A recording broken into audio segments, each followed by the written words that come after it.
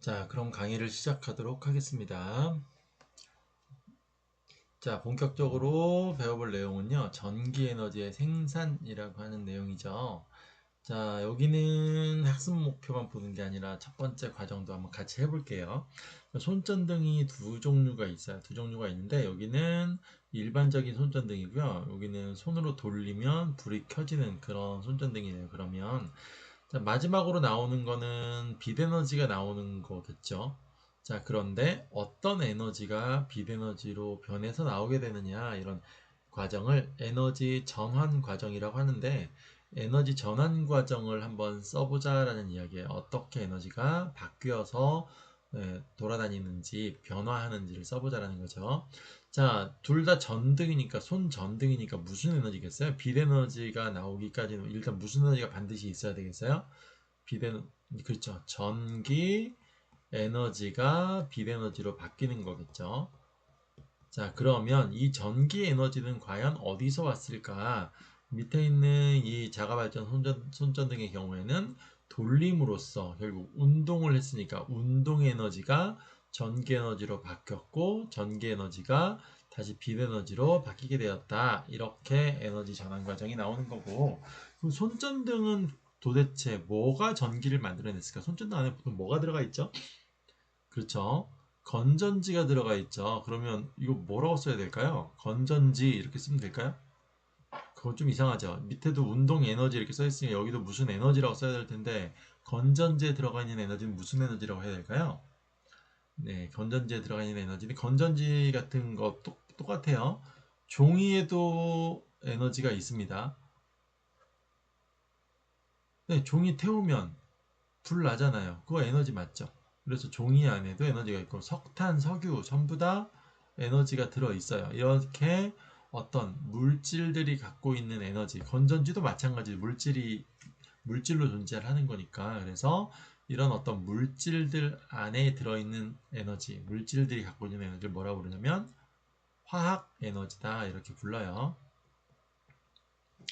건전지도 물질이기 때문에 화학 에너지라고 하는 거고, 건전지 속에 들어있는 화학 물질들이 어떤 작용을 서로 해서 상호작용을 해서 전기 에너지를 만들어내게 되는 거고, 그 전기 에너지가 다시 빛으로 바뀌어서 빛 에너지로 바뀌어서 손전등이 켜지게 된다. 이렇게 에너지의 전환 과정을 좀 살펴보셔야 됩니다. 왜 그러느냐?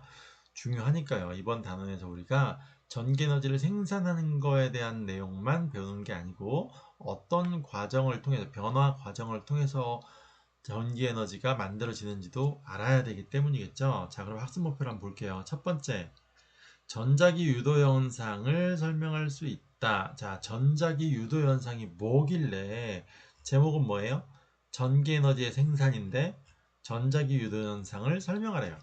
자, 그러니까 뭐겠어요, 대체? 전기 에너지의 생산과 관련이 굉장히 깊은 현상이겠죠. 전자기 유도 현상은 바로 배워볼 거니까 더 이상 설명 안 하고요. 좀 이따 할게요. 자, 두 번째. 간이 발전기를 만들어라. 간이 발전기 만들기는 수행평가입니다. 공지는 다 지난주에 나갔죠. 네, 수행평가이기 때문에 미리 반드시 좀 해보시고, 공지로 나간 영상도 한 번씩 보시면서 어떤 식으로 만들어야 되고 에너지가 어떻게 생기는지, 그다음 채점 기준 이런 것들 잘 보세요. 자, 여기 뒤에 나와 있네요. 만드는 데에서 끝나는 게 아니라 뭐도 해야 된다? 네, 에너지가 변환되는 과정을, 여기선 토의하라고 그랬는데 토의해서 끝내는 게 아니라 결국 우리가 알아야 되겠죠. 외우셔야 됩니다. 그래서 에너지가 변환되는 과정, 간이 발전기에서 에너지가 변환되는 과정을 토의해봐라라는 거고, 마지막으로 화석연료와 핵 에너지를 이용해서 전기 에너지를 생산하는 과정을 분석하라고 이렇게 되어 있잖아요. 분석하라는 게 결국 뭐냐면 에너지의 전환이 어떻게 일어나는지, 이 에너지 전환 과정을 설명해봐라 이런 얘기예요. 한 단계 한 단계씩 나눠갖고 설명하는 거, 이게 바로 에너지 생산 과정을 분석하는 거기 때문에 에너지 생산 과정을 설명해봐라 이런 얘기입니다. 그래서 이 세 가지에 대해서 우리가 알아보겠다. 그럼 결국 전기 에너지를 만들어내는 원리는 뭐겠어요? 여기 나와 있는, 그렇죠? 전자기 유도입니다. 그래서 전자기 유도에 대해서 우리가 배워보도록 하겠습니다. 자, 전자기 유도라고 단원명이 이렇게 나와 있네요. 자, 전자기 유도가 뭐냐?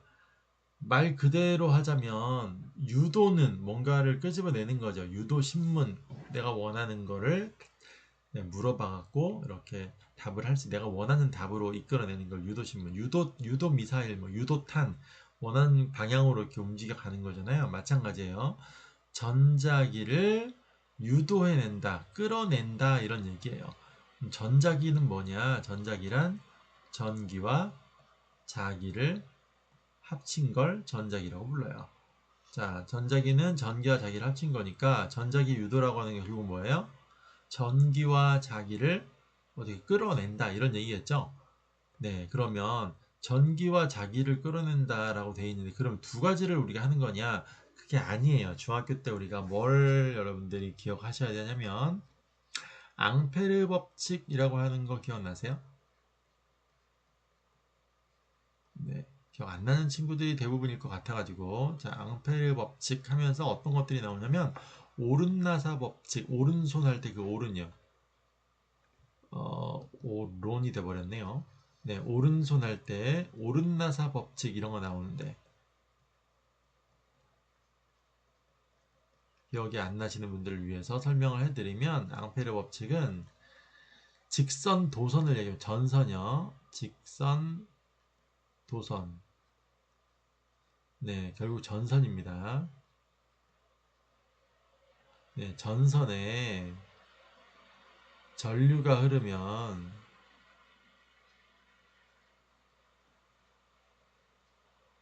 이 전선 주변에는 자기장이 형성된다. 이런 법칙입니다. 이건 법칙이에요. 그렇기 때문에 항상 성립합니다. 그 어떤 경우에도 무조건 성립하는 겁니다. 굉장히 중요한 법칙 중에 하나고요. 앙페르 법칙은 직선 도선의 전류가 흐르면 전선 주변에는 자기장이 반드시 생겨요.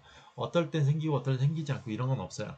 전류가 흐르면 무조건, 그래서 이걸 짧게 줄이면 전류가 흐르는 도선 주변에는 항상 자기장이 형성된다. 이렇게도 정리를 할 수 있겠죠. 전류가 흐르는 어, 전선뿐만이 아니기 때문에 좀 애매함이 있기는 한데 지금은 그냥 전선으로만 할게요. 전선 주변에는 항상 뭐가 형성된다? 이거 항상입니다.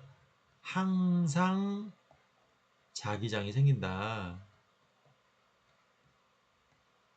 자, 이게 바로 앙페르 법칙이에요. 그래서 자기장은 전류가 흐르는 곳 주변에는 항상 생기게 됩니다.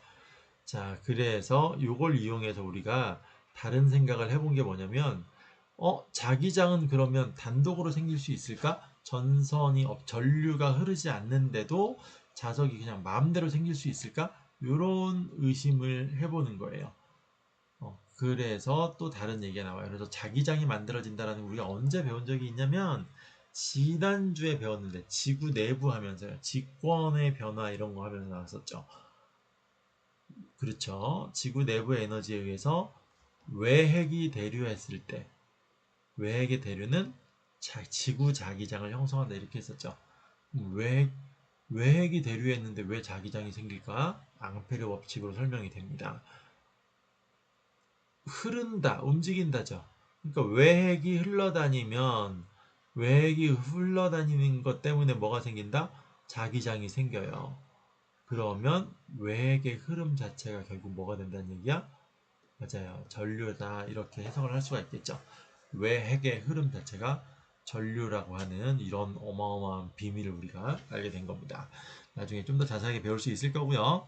자, 요걸 좀 기억을 반드시 하셔야 됩니다. 그래서 전자기 유도라는 말을 하기 위해서는 이 전류가 흐르는 전선 주변에는 항상 자기장이 형성된다는 걸 먼저 좀 기억하시고 요거가 응용이 됩니다.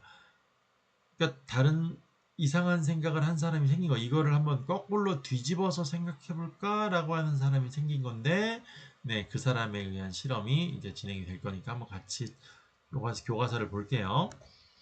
자, 전기 에너지를 어떻게 해서 할까? 앞에 있는 것들은 그냥 전기의 중요함을 얘기하고 있어요. 대부분 전지로 작동되는데, 전지는 전기 에너지를 많지 않게, 뭐, 어쨌든 저장해서 사용할 수 있게 편리해서 해줍니다. 그런데 전지를 만들려면 또 다른 에너지가 있어야 되는데, 이렇게 전지 없이 작동되는 전기 제품도 많은데, 어떻게 전기가 생기느냐, 원리를 봤더니, 이런 자가 발전 손전 등의 원리는 내부에 뭐가 들어있다?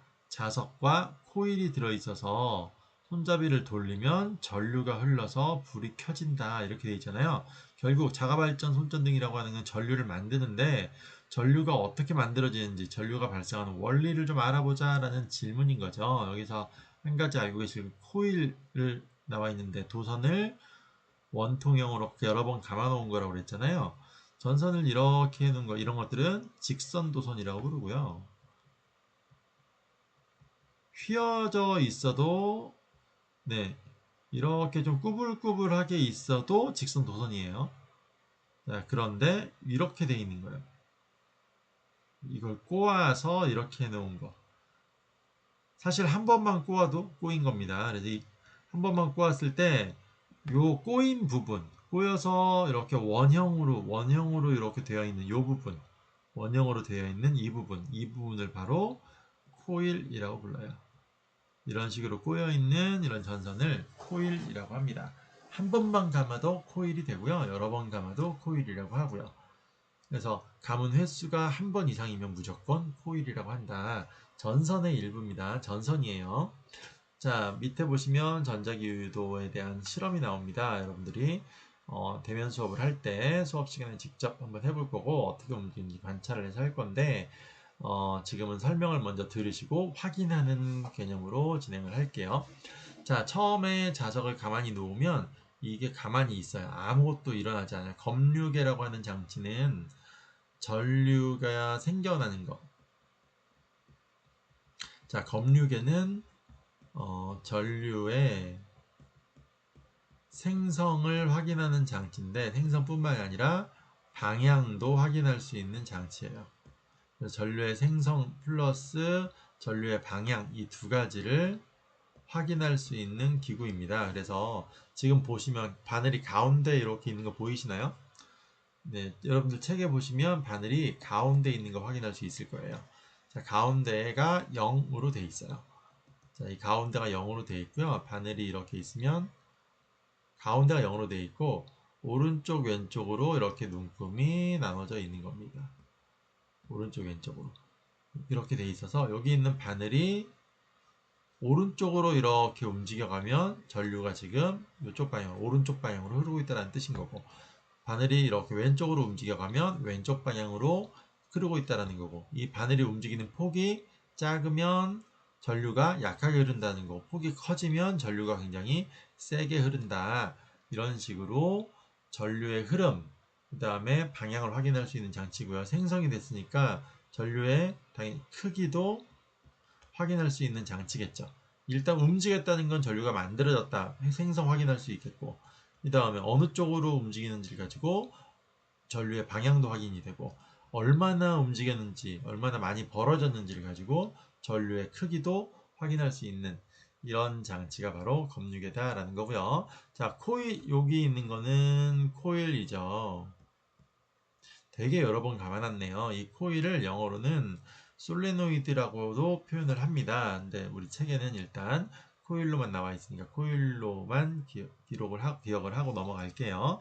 자, 처음에 자석을 가가기 전에 이렇게 놓으면 아무런 일도 생기지 않아요. 0이에요. 그런데 자석을 가까이 다가가거나 잡아 당겨 빼버리면 검유계 바늘이 오른쪽 왼쪽으로 막 움직이는 거 이런 것들을 볼 수 있어요. 자, 질문을 한번 잘 보세요. 첫 번째 뭐라고 나와 있냐면 가까이 할 때와 멀리 할 때 바늘이 움직이는 방향이 어떤지를 확인해 봐라 이렇게 되어 있죠.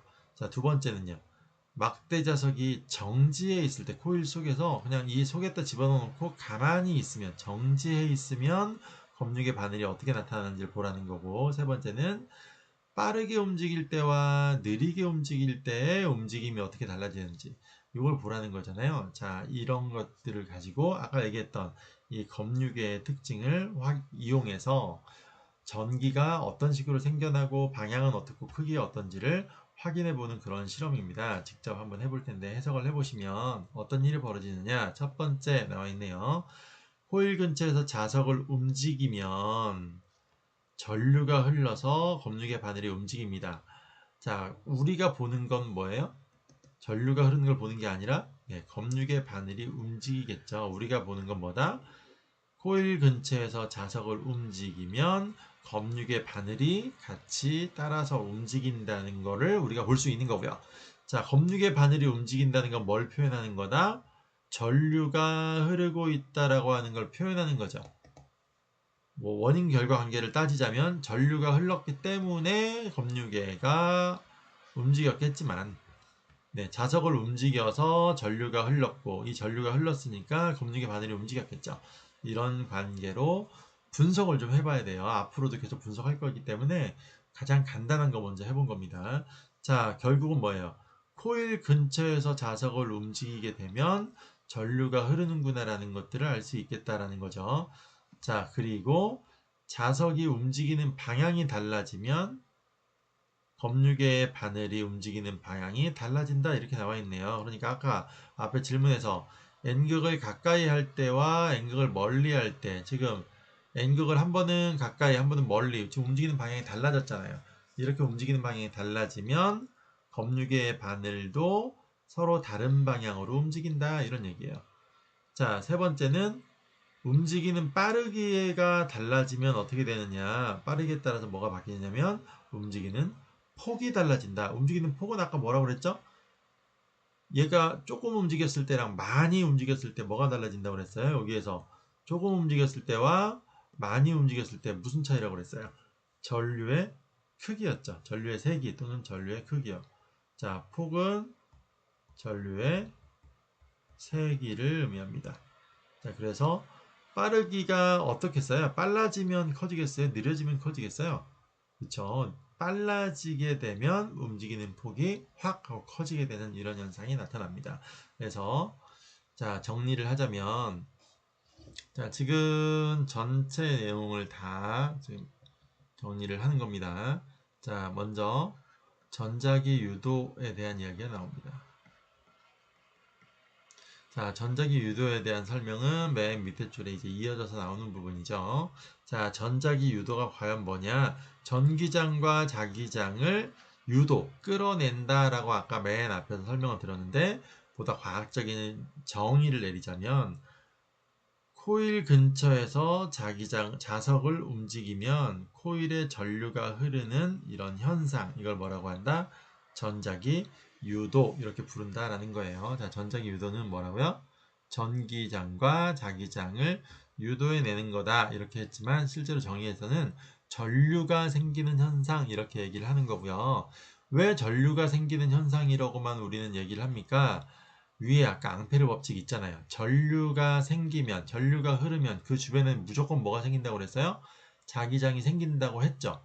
그러니까 전류가 흐르면 무조건 자기장이 생기는 건 우리가 이미 알고 있다 치고 전자기 유도에서는 전류 얘기만 하는 겁니다. 자, 전자기 유도가 뭐라고요? 코일이 나왔었죠. 코일뿐만 아니라 전선도 가능합니다. 그래서 좀 더 넓은 의미로 써볼게. 코일이 중요한 게 아니라 전선이 중요한 거예요. 그래서 전선에 글씨 왜 이렇게 써지지?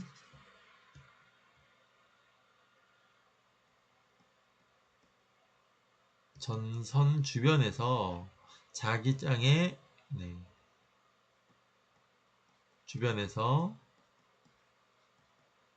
자석을 움직이면 이 전선에 전류가 나타나요.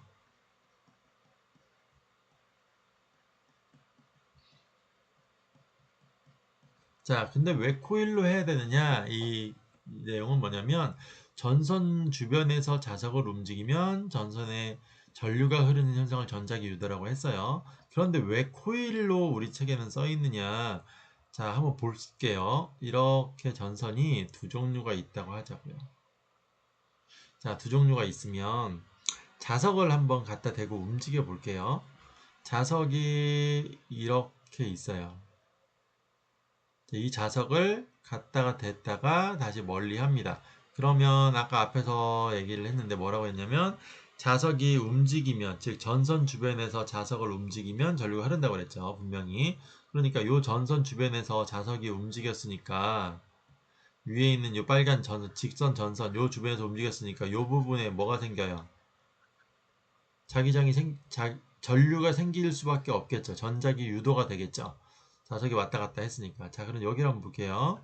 똑같이 자석이 여기를 왔다가 갔다가 했어요. 그럼 마찬가지로 자석이 움직였으니까 전류가 흐르겠죠. 어디에 흘러요? 비슷하게만 하자면 여기에 생기겠죠. 전선 주변이니까 이 자석이 왔다 갔다 했던 전선이 요만큼이죠. 자, 한번 볼까요? 이렇게 돼 있는 꼬여가지고 있다 보니까 자석이 한번 왔다 갔을 때 자석 주변에 있는 전선이 직선으로 있을 때하고 비교했을 때 누가 더 많죠? 꼬여 있을 때가 훨씬 더 많죠?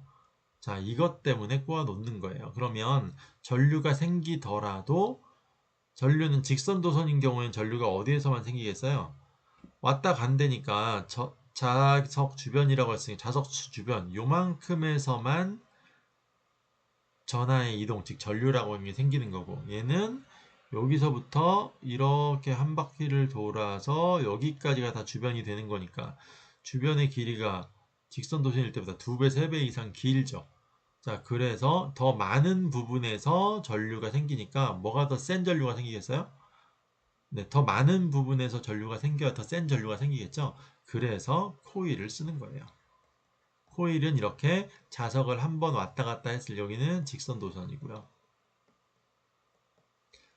자석을 한번 왔다 갔다 했을 때 접촉할 수 있는 전선의 양이 훨씬 더 많아지게 만들 수 있는 게 코일이어서 한 번이 아니라 만약에 요거를 한 번이 아니라 두 번, 세 번, 네 번, 다섯 번 이렇게 꼬아 놓으면 한 번 왔다가 똑같이 직선 도선은 똑같이 한 번 왔다 갔을 뿐인데 훨씬 이거 꼬아 놓은 숫자만큼 훨씬 더 많은 양의 전선이 전류가 생기는 현상을 일으킬 수 있겠죠. 경험할 수 있겠죠.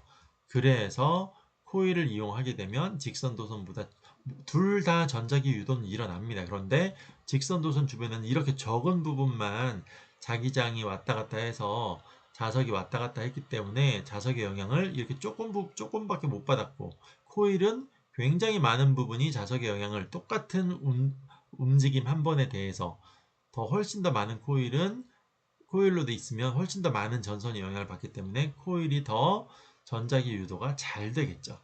훨씬 잘 됩니다. 이 꼬아놓은 개수에 따라서 훨씬 더 잘 될 수 있게 된다라는 거죠. 그 면적이 커지면 커질수록 길이가 길어지면 길어질수록 그래서 우리가 전선이라고 쓰기보다는 뭐라고 책에서 써놨다?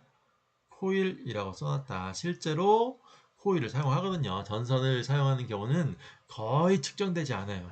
그래서 코일을 이용해서 전자기 유도를 일으킨다는 거고요. 이렇게 해서 처음에는 없었는데 없었던 전류가 생겼잖아요. 이렇게 생긴 전류, 이 전류를 뭐라고 부르냐면 바로 유도된 전류다라고 해서 유도전류 이렇게 불러요. 자, 전자기 유도 현상과 유도 전류가 무언지에 대해서 일단은 알아봤고요. 다음 페이지로 가면 이제 이걸 조금 더 자세하게 좀 살펴보겠다라는 이야기입니다.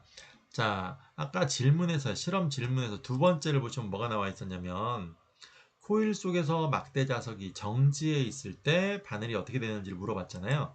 자, 그 답이 바로 다음에 나와 있네요. 자, 뭐라고 되어 있어요?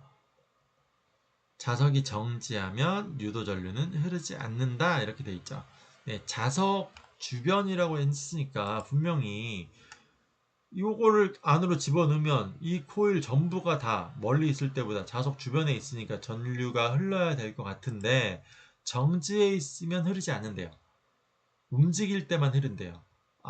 그러니까 얘는 자석 옆이라고 무조건 자기장에 의해서 자석 옆이라고 무조건 하는 게 아니구나 라는 걸 알 수 있죠. 자, 그래서 나타난 결론이 바로 이겁니다. 유도 전류라고 하는 것은 언제 생기느냐? 자석 근처에서 생긴다. 잘못됐다는 얘기예요. 자석 근처가 아니라 언제? 자석의 성질이 변할 때만 흐른다라는 얘기입니다. 매우 중요합니다. 유도 전류는 언제 생기느냐? 자, 전자기 유도라는 말이 나와 있었고요. 이 유도 전류가 나왔는데 전자기 유도를 다시 한번 정의를 해볼게요. 여기 밑에 있는 거 노트에다 반드시 기록하시기 바라고요. 이 말을 이용해서 이 유도 전류가 언제 생기는지 토요일을 통과하는 자기장이 변할 때 아까 자기장이 뭐였더라? 자기장이라고 하는 거는 자석의 성질을 나타내는 공간이 있었다고 그랬잖아요. 자석의 주변에 이렇게 자석이 있으면 자석의 주변에 자석의 성질을 나타내는 공간이 존재한다고 했었죠.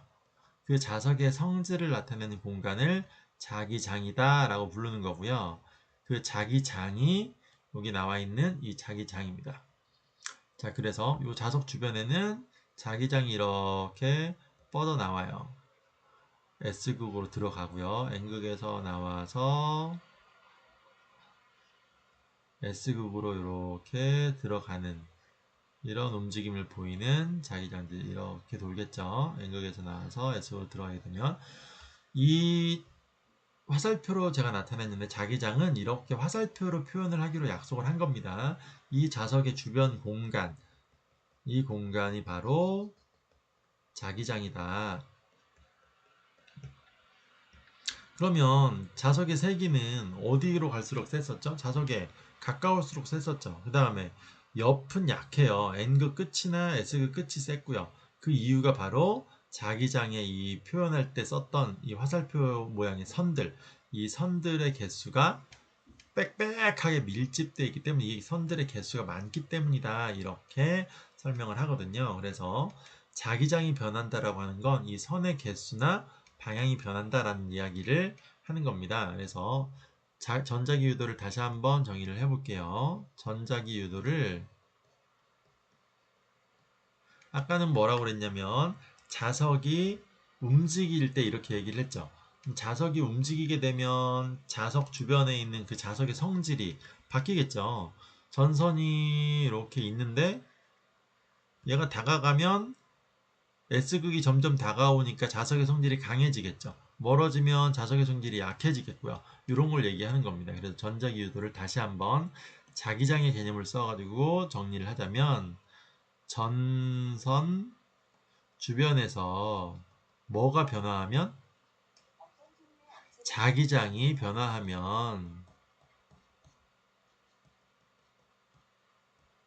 네, 자기장이 변할 때예요. 다른 때가 아니라 자기장이 변화할 때 어떤 일이 생긴다? 전선에는 전류가 흐르게 된다. 이 현상을 뭐라고 한다? 전자기 유도 현상이다. 이렇게 불러요.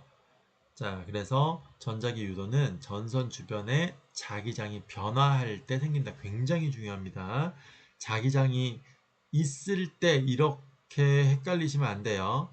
자기장이 있기만 하는 거는 아무 소용이 없어요. 자기 자석을 넣어놨을 때는 안 생긴다고 해요. 자석을 빼놔도 당연히 안 생기지만 그래서 전선 주변에 아무리 센 자석이 있더라도 멈춰 있게 되면 네, 아무 효과가 없어요. 움직여야만. 그래서 움직임으로써 뭘 만들어내야만 바로 자기장의 변화를 일으켜야만 자기장이 변화해야만 전류가 흐른다.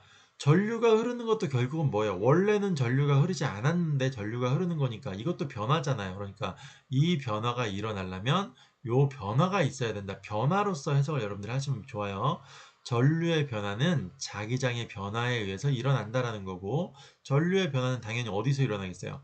전선에서 일어나겠죠. 자, 그러니까 전선에서 전류의 변화가 일어나려면 자기장의 변화를 일으켜야 된다. 이런 뜻이 되는 거예요. 전자기 유도를 해석을 하죠. 변화의 개념으로 해석을 하자면. 자, 그러니까 자기장이 변화하면 전류가 생긴다고 그랬으니까 이 전류를 뭐라고 부른다? 앞에서 나왔잖아요. 네, 그렇죠. 유도 전류요. 자, 우리는 전기 에너지를 쓸 때 이 유도 전류가 중요하니까 이 전류를 세게 만들어야 우리가 다양한 곳에 쓸 수 있겠죠. 전류가 너무 약하면 쓸 수가 없잖아요. 전류를 강하게 만들려면 어떻게 하면 되느냐? 앞에 힌트는 다 있어요. 자기장이 변화할 때 유도전류가 생긴다고 그랬으니까 결국 유도전류를 강하게 만들려면 어떻게 하면 된다? 자기장의 변화를 크게 하면 되겠죠. 유도전류를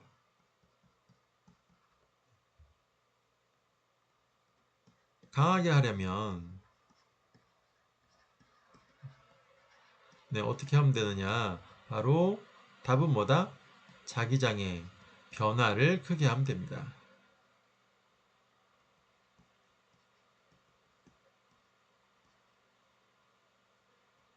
네, 자기장의 변화를 크게 한다는 건 과연 어떤 얘기냐? 세 가지로 나눠갖고 우리가 설명을 해볼 수가 있는데, 자, 첫 번째, 두 번째, 세 번째, 이 아래쪽에 있는 그림을 한번 볼게요. N극을 가까이 할 때랑 N극을 멀리 할 때, 이거는 그냥 방향이잖아요. 방향이기 때문에 다른 것들의 변화가 아니죠. 그래서 얘는 자기장, 유도 전류를 크게 하는 거하고 상관없이 방향이 바뀌었으니까 전류의 방향도 바뀐다 이런 얘기예요. 자기장의 변화 방향이 바뀌면 전류의 변화 방향도 바뀐다 이런 뜻으로서 나온 거고요. 우리 지금 강하게 하는 걸 했으니까 자기장의 변화를 크게 한다라고 했으니까 세 가지로 나눠보면 여기에 지금 나와 있지는 않아서 네, 세게 하는 것들에 대해서는 아마 다음 페이지에 나와 있는 것 같습니다. 우리 수행평가로 우리가 진행하게 될 간이 발전기를 만들면서 어떻게 하면 더 세게 일으킬 수 있는지에 대한 설명이 네, 나와야 되는데 뒤에도 별로 없기 때문에 그냥 정리를 하자면 자기장의 변화를 크게 해야 되니까 똑같이 가더라도 더 센 자석을 쓰면 어떻게 되겠어요? 똑같이 다가가더라도 센 자석이 다가오면 더 빨리 증가하겠죠. 자기장의 세기가. 네, 그래서 자기장의 변화를 크게 하는 첫 번째 방법은 뭐다? 더 강한 자석을 사용하면 됩니다.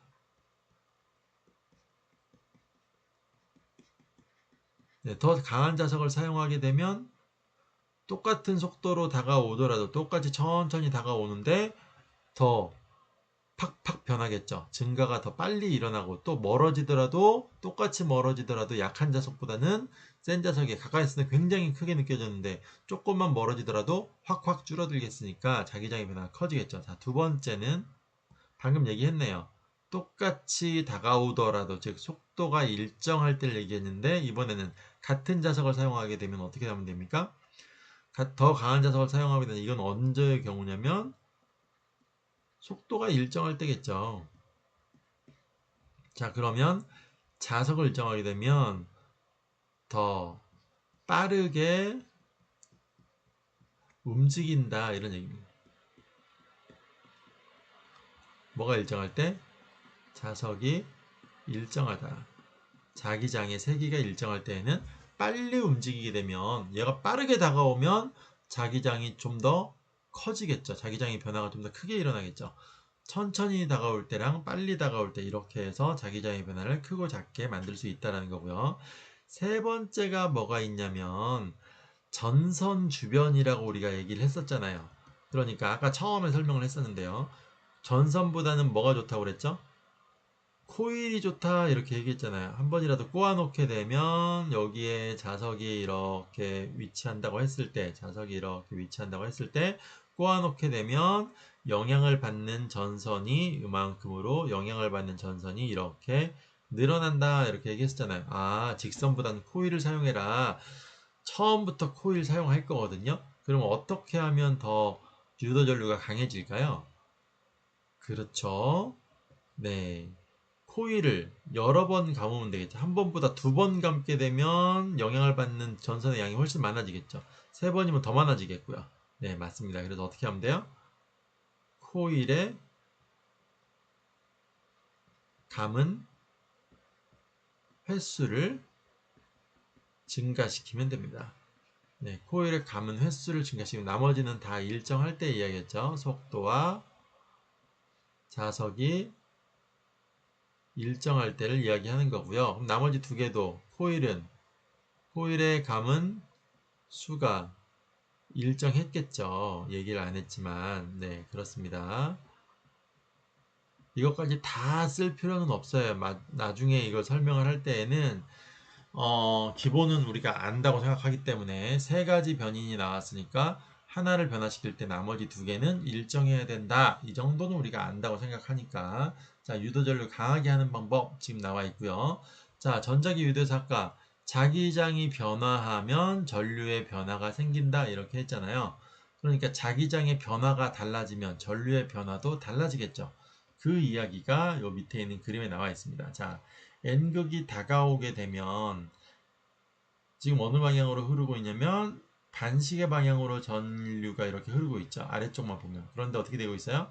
N극이 멀어지게 되니까 시계 방향으로 지금 정반대로 바뀌었죠. 자, S극도 마찬가지네요. N극이 다가올 때랑 S극이 다가올 때 해보면 N극과 S극은 자기장의 방향이 바뀌잖아요. 그래서 N극이 다가올 때는 시계 반대 방향으로 흘렀으니까 S극이 다가오게 되면 반시계 방향으로 이렇게 흐르는 거고요. S극이 멀어지면 마찬가지로 S극이 다가올 때랑 반대니까 네, 반시계 방향으로 흐르겠고 아까 여기 시계 방향이었거든요. S극이 다가오게 되면 N극이 다가올 때가 반시계였으니까 S극이 다가올 땐 시계 방향이겠죠. 그럼 S극이 멀어질 때는 다시 반시계 방향이고 이렇게 서로 계속 반대 방향으로 생기는데 그 이유가 뭐냐? 우리 관성이라는 거 배웠죠. 자, 관성은 뭐였어요? 운동 변화를 좋아하는 거야, 싫어하는 거야? 네, 운동 변화를 거부하는 거였죠. 안 변하려고 하는 성질이었잖아요. 거부하려는 성질 우리가 이렇게 했잖아요. 그래서 이것도 마찬가지예요. 전자기 유도도 어떻게 설명을 하고 있냐면 전기적 또는 전자기적 관성이다 이런 식으로 표현을 하게 돼요. 자, 무슨 뜻인지 한번 볼게요. N극이 들어오잖아요. 이렇게. 그러면 변화하고 있죠. 어떻게? N극이 가까워지면서 변화하잖아. 이거 변하니까 싫어한다고 좋아한다고? 관성이라고 그랬죠. 싫어한단 말이에요. 그러니까 N극이 다가오면 야, 너 다가오지 마 이렇게 한다. 그러면 N극이 다가오지 않아야 되니까 N극이 이렇게 들어오면 N극이 다가오지 않아야 되면 여기에다가 뭘 설치하면 될까요? 어떤 자석이 있으면 N극이 다가오는 걸 막을 수 있죠? S극일까요? N극일까요? 그렇죠. 이 코일 안에 이쪽에 N극이 생기고 반대쪽에 S극이 생기게 이렇게 자석이 만들어지게 되면 이 코일 안에 이렇게 만들어지게 되면 N극이 다가오는 걸 막을 수 있죠. 네, 그래서 우리 처음에 자기장 얘기할 때 뭐라고 그랬냐면 자기장의 방향은 N극에서 나와서 S극은 들어가는 방향, N극에서는 튀어나오는 방향 이렇게 얘기했잖아요. 자, 다시 볼게요. 책을 잘 보시면 화살표를 보셔야 됩니다. N극에서 이 실선이 자석에서 나가는 자기장이에요. N극에서부터 자기장이 왼쪽에서 오른쪽으로 이렇게 자기장이 진행하고 있죠. 자석의 자기장이. 그러니까 N극이 들어오니까 무슨 짓을 한다? 변화 싫어. 너 들어오지 마. 그래서 어떻게 만든다 자기장을? N극 너 나가라. 이렇게 자기장을 만들어낸다. 누가? 코일이요. 이 안에 코일이 그렇게 만들어냅니다. 여기에 맞는 흐름으로 이렇게 생긴 거예요. 반대로 N극이 나가려고 그러면 야, 너 이제 왜 나가? 가지마. 미련이 남아서 그런 게 아니라 무조건 뭐라고요? 변화를 싫어한다고요. 전자기적 관성이었으니까 뭐라고 해야 되냐? 운동 변화가 아니라 뭐라고 하면 되겠어요? 전자기적 변화를 거부하는 성질. 이 중에서 아까 유도전류는 자기장의 변화라고 했었잖아요. 전선 주변에서 자기장이 변하니까 자기적 변화를 거부하는 성질 이렇게 해야 전자기 유도라고 하는 말이 설명이 되겠죠. 이게 바로 전자기 유도에 대한 설명이 됩니다. 자기적 변화, 자기장의 변화를 거부하려고 하는 성질 때문에 나타나는 거고요. N극이 나가려고 하면 어떻게 되겠어요? N극을 잡아야 되겠죠. 그러면 N극을 붙잡을 수 있는 건 N극을 끌어다니는 자석이 와야 되겠지. 자, N극을 끌어다니는 자석 뭐다? 그렇죠. S극이죠. 그러니까 이 안에는 오른쪽이 S극으로 왼쪽이 N극으로 이렇게 생겨야 되겠죠. 자, 아까하고 바뀌었죠. 들어오고 나감에 따라서 이 바뀐 이유는 뭐다? 결국은 변화를 싫어하니까. 그래서 N극이 나가는 걸 내가 붙잡겠다. 이런 방향으로 만들어진다는 거고 S극한테도 한번 해볼까요? S극 들어오고 있죠. 그러면 위에 뭐가 생겨야 S극을 막죠? 못 들어오게 해야 된다고 그랬잖아요. 그러니까 S극이 들어오게 되면 여기에 N극이 생겨야 되겠지. 그리고 반대쪽에 S극이 이렇게 생기게 된다. 그래서 누구랑 같아요 지금? N극을 멀리 할 때와 S극을 가까이 할 때가 같아졌죠. 네. 반대로 S극이 빠져나가게 되면 S를 붙잡아야 되니까 S극이 나가려고 하니까 미안합니다. 여기 그림이 잘못됐네요. S극이 들어오니까 여기 N극이 들어오면 잡아당기잖아요. 그럼 더 들어와라 이렇게 하는 거죠. 네. 그러니까 이렇게 하면 큰일 나요.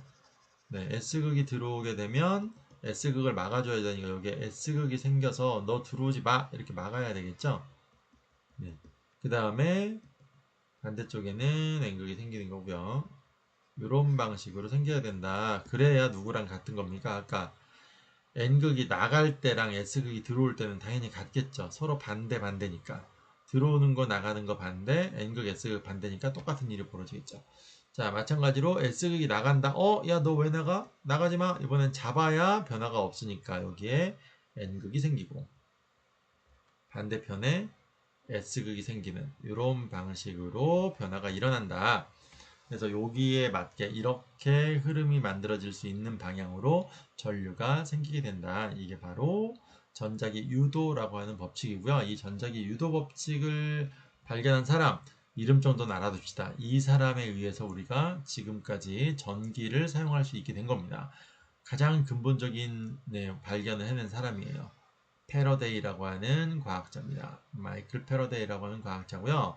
전자기 유도 현상을 발견해서 우리가 전기 에너지를 이렇게 쉽게 사용할 수 있게 만들어준 거고 그 전까지는 매우 돈이 많이 들어가는 현상이었기 때문에 전기를 만든다라고 하는 건 어마어마하게 돈이 많이 드는 일이었기 때문에 귀족들만이 누릴 수 있는 거였어요. 그것도 정말 취미 생활로요. 우리가 일상생활에서 쓰는 게 아니라. 그런데 이 패러데이의 발견에 의해서 이 전자기 유도 법칙을 발견해낸 이 패러데이에 의해서 우리가 지금 이렇게 전기를 자유자재로 마음껏 사용하면서 편리한 생활을 할 수 있다라는 이야기입니다.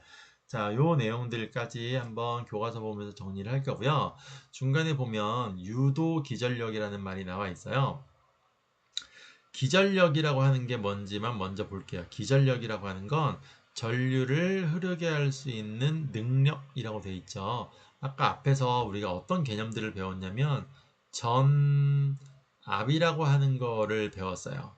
자, 그 다음에 전위라고 하는 것도 배웠죠. 비슷비슷한 개념이긴 합니다. 그런데 가장 근본적인 단어가 지금 나온 거예요. 전류를 흐르게 할 수 있는 능력을 가리키는 가장 정확한 표현은 바로 기전력이라고 하는 표현입니다. 그래서 용어들이 계속 많이 나오는데 용어 싸움입니다. 결국은. 그래서 이거는 외울 수밖에 없고요. 영어 단어 외운다는 생각으로 좀 해보시면 영어 단어에 비해서 실제로 단어는 굉장히 적기 때문에 그래도 좀 수월하게 할 수 있지 않을까 싶네요. 자, 전류를 흐르게 할 수 있는 능력. 우리가 예전에 전압이라고 밀어준다. 그래서 전류가 움직이게 만든다. 흘러다니게 만든다라고 했던 것. 또는 에너지의 차이 때문에 에너지가 많은 곳에서 이렇게 떨어져고 흐른다. 이런 식으로 설명했던 개념들이 있었는데 가장 근본적으로는 기전력에 의해서 생긴다. 이렇게 표현하는 게 정답 100점짜리 답이 된다라는 이야기입니다. 그래서 전지가 하는 역할, 또 전원장치가 하는 역할은 바로 기전력을 발생시키는 역할을 한다라는 거고요. 전압의 단위를 똑같이 사용하고 있죠. 볼트를 사용하고 있죠. 이게 맞아요. 왜냐하면 기전력이라고 하는 게 가장 정확한 개념이기 때문에 전압이나 전이라고 하는 것들은 약간 또 의미가 달라요. 그거는 나중에 좀 더 배우게 될 겁니다. 물리 1에서요. 자, 기전력이라고 하는 게 전류를 흐르게 할 수 있는 능력이었는데 여기 전류가 왜 생겼죠? 자기가 그냥 능력을 갖고 있는 게 아니었죠. 자석이 이 주변에서 왔다 갔다 하면서 전류가 유도되었잖아요. 전자기가 유도되었죠. 그러니까 전류가 생기긴 했는데, 그러니까 기전력은 있어야 되겠는데, 이 기전력이 원래부터 있던 기전력이 아니라 자석의 움직임에 의해서 만들어진 기전력이잖아요. 이끌어내진 기전력이죠. 그래서 뭐라고 부른다? 유도 기전력이라는 말을 쓰게 됩니다. 이 전자기 유도 현상에 의해서 코일에 생기는 전압을 뭐라고 부른다? 유도 기전력이라고 한다. 전자기 유도 현상에 의해서 생긴 전압이니까 전압을 기전력이라 한다고 그랬잖아요. 자, 전압을 정확한 표현은 기전력이라고 합니다. 원인이라고 얘기를 할 때는요. 그래서 전압을 기전력이라고 했으니까 코일에 생기는 전압은 기전력이 될 텐데 그 기전력의 원인이 주변에서 움직인 자석에 의해서 이끌어진 거기 때문에 이끌어진 기전력이다라고 해서 유도 기전력 이런 식으로 표현을 한다는 거죠. 자, 그 다음에 위에 보시면 아까 정리했던 전류의 세기에 대한 표현이 나옵니다. 자, 첫 번째 유도 전류는 자석의 세기가 강할수록 나왔죠. 두 번째 자석을 빠르게 움직일수록 나왔죠. 세 번째가 하나 더 있었죠. 뭐? 코일에 감은 횟수가 많아질수록. 네, 이렇게 되어 있고요. 자, 그 다음에 방향.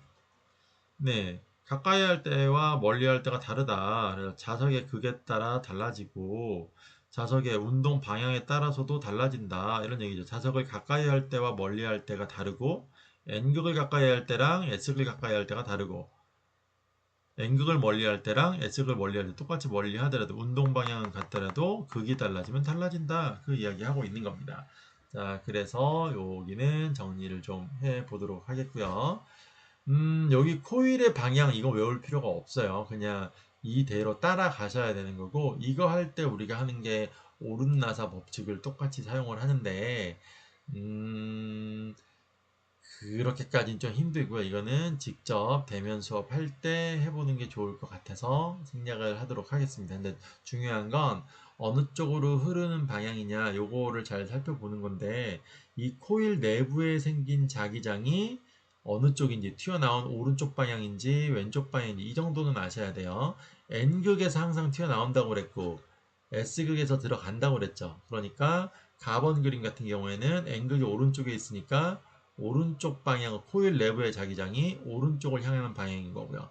나번 그림에서는 코일의 자석이 N극이 왼쪽을 가리키고 있는 방향이니까 코일 내부의 자기장은 왼쪽을 가리키고 있는 방향으로 왼쪽 방향으로 자기장이 생긴다는 거고 마찬가지로 다번에서는 코일 내부의 자석이 N극이 왼쪽을 향하고 있으니까 코일 내부의 자기장도 왼쪽 방향으로 되어 있다는 거. 라번에서는 코일 내부의 자석이 N극이 오른쪽을 향하고 있는 거니까 자기장도 코일 내부는 오른쪽 방향으로 향하고 있다. 이렇게 코일 내부의 자기장의 방향이 어느 쪽을 향하는지 정도는 반드시 기억을 하셔야 된다라는 겁니다. 코일의 이 감은 방향에 대한 이야기는 실제 수업에서 한번 다뤄드리긴 할 건데 조금 까다롭고요. 코일을 감는 방향이 달라지면 또 정반대로 바뀌어요. 그래서 문제에서 하나하나 잘 연습을 하셔야 됩니다. 근데 이 개념은 2학년 때 물리 배우면서 하시면 될 것 같긴 합니다. 자, 그래서 여기까지 일단 오늘 이번 시간 강의는 마치도록 하겠고요. 다음 시간에는 발전기가 무엇인지 그리고 발전기를 실제로 만들어 보면 그 어떤 식으로 작동을 하게 되는지 작동 원리와 발전기의 종류 이런 것들에 대해서 학습을 하도록 하겠습니다. 수고하셨습니다.